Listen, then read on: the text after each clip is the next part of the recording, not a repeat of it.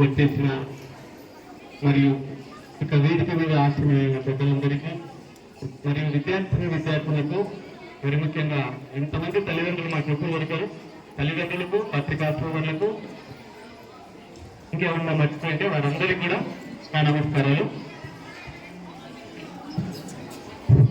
ఈరోజు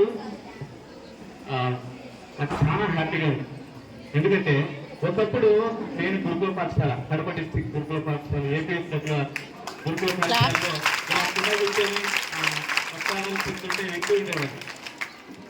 అలాంటిది ఈరోజు పిల్లలతో స్వాగతం పలుకుతూ నన్ను తీసుకొచ్చి ఇక్కడ కూర్చోబెట్టడం, నాకు మాట్లాడడానికి అవకాశం ఇక్కడ మన గురుకుల పాఠశాలకు కల్పించిన అధ్యాపక బృందానికి, ఇంతటి వారిని చేసిన నా గురుకుల పాఠశాలకు ప్రత్యేక ధన్యవాదాలు తెలియజేస్తున్నాను.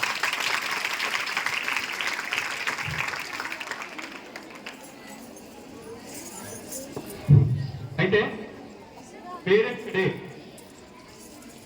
పిల్లలు మరియు తల్లిదండ్రులు పేరెంట్స్ అంతా ఇంతమంది ఒక చోట దొరకడం చాలా అదృష్టము. నేను ఎప్పటి నుంచో తల్లిదండ్రులకు కొన్ని మాటలు పంచుకోవాలని నేను ఎప్పుడు ఆశపడుతుంటా.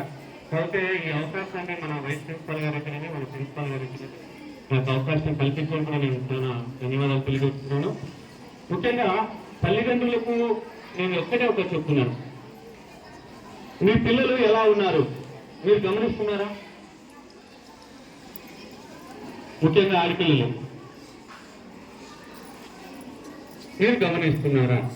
ఒకసారి ఆలోచించండి.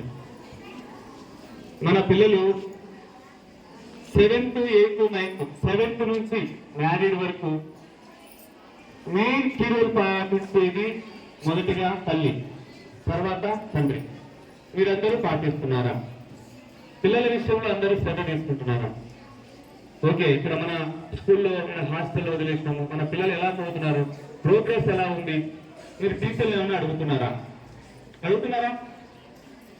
అడగలా అంటే మీరు కేర్ తీసుకోలేదు. చూడండి, మనము మన పిల్లలను వీళ్ళ దగ్గర వదిలినామంటే ఎలా ఉన్నారు, ఎలా చేస్తున్నారు, మీకు క్లాస్ టీచర్ ఉంటారు, లేకపోతే ప్రిన్సిపల్ గారు ఉంటారు, వైస్ ప్రిన్సిపల్ ఉంటారు, ఒక కేర్ టేకర్ లాంటి ప్రతి క్లాస్ కు ఒక కేర్ టేకర్ ఉంటారు. వాళ్ళతో మీరు మాట్లాడుతున్నారు, స్టడీలో ఎలా ఉన్నారు పిల్లలు, వాళ్ళకి భోజనాలు సరిగా టయానికి వస్తున్నాయా రాలేదని మేము చూస్తుంటాం. స్టడీ ఎలా ఉంది, మార్కులు ఎలా వస్తుంది, ప్రతిదీ కేర్ తీసుకోండి.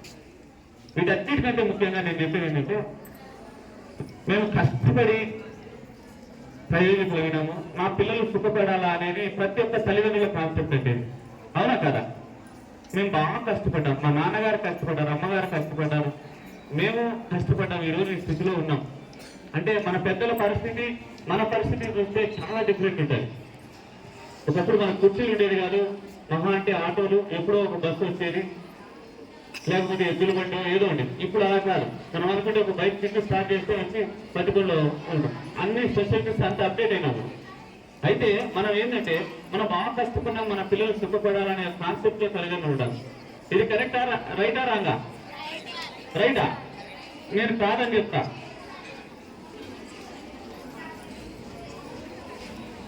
కాదని చెప్తా. ఎందుకు కాదంటే కొన్ని మాటలు పంచుకుంటాం. మీతో టైం అవుతుంది. సరే, ఎంఆర్ఓ సార్ ఓకే, మన మండలి ఎగ్జిక్యూటివ్ మేజిస్ట్రేట్ గారు కూడా మన మధ్యలో ఉన్నారు. అయితే నేను ఒకటే ఒక మాట చెప్తాను, మనం బాగా కష్టపడుతున్నాము, మన పిల్లలు సుఖపడాలని కోరుకుంటున్నాము, కానీ అది కొన్ని విషయాల్లో రాంగ్ అని నేను కోరుకుంటున్నాను. ఎందుకంటే మనం బాగా కష్టపడుతున్నాము, వాళ్ళకు బాధ్యత లేకుండా పెరుగుతున్నారు, అవునా కదా? సెల్ ఫోన్ వాళ్ళ చేతుల నుంచి గుంజుకో, అదొక్క చేయించాలి. దయచేసి చెప్తున్నా, సెల్ ఫోన్ ఒక్కటిగా ప్రతి విషయంలో తల్లిగా, అమ్మ మీరు ఇంతమంది నాకు ఎప్పుడు దొరకదు తల్లిదండ్రులు చెప్తున్నా, మీ పిల్లలు ఇంటికి వస్తే కష్టపడి హాస్టల్ నుంచి వచ్చినారనేసి వాళ్ళ ఉంటే కూర్చోబెట్టి టీవీను, సెల్ ఫోన్ ఇచ్చేసి వాళ్ళను ఇంకా అంటే బాధ్యత తెలియకుండా పంచుతున్నాం.